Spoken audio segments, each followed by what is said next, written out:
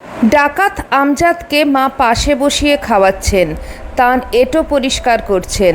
মা নির্বিকারভাবে বলছেন, শরৎ যেমন আমার ছেলে, আমজাদও তেমন আমার ছেলে। শরৎ মানে স্বামী শারদানন্দ মহারাজ, তিনি মায়ের বাসুকি। মা বলতেন, শরৎ আমার মাথার মণি। একদিকে ব্রহ্মজ্ঞ মহাপুরুষ শ্রী শ্রী ঠাকুর রামকৃষ্ণ পরমহংসদেবের অসাধারণ এক পার্ষদ, অন্যদিকে দস্যু আমজাদ।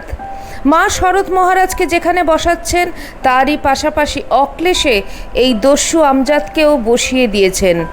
একদিকে মায়ের ব্রহ্মজ্ঞ সন্তান বহুমানিত সন্ন্যাসী শরৎ মহারাজ, অন্যদিকে মুসলমান দস্যু আমজাদ।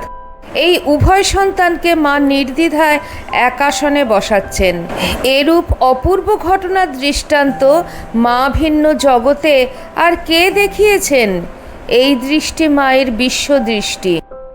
আরেকদিন একজন মুসলমান, সে এক কাঁদি কলা নিয়ে মায়ের বাড়িতে এসেছে। এসে বলে, মা, এই কলাগুলো ঠাকুরের জন্য এনেছি, তুমি নেবে?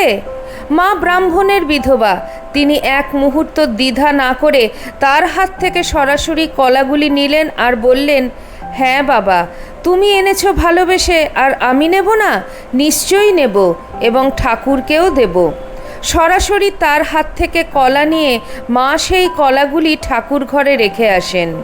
তাই দেখে দৌড়ে এসেছেন এক মহিলা। তিনি বললেন, এ কি? ও যে চোর, ও যে মুসলমান, তুমি ওকে ছুঁলে আর ওর হাত থেকে কলাগুলো নিলে, আর ওই কলাগুলো ঠাকুরকে দেবে? মা তখন কিছু বললেন না। ঠাকুর ঘরে ওই কলাগুলো রেখে এসে মা তাকে আদর করে, মা যেমনভাবে ছেলেকে বলে তেমনভাবে মা তাকে একটি পাত্রে মুড়ি ও গুড় দিয়ে বললেন, বাবা, খেতে খেতে বাড়ি যাও।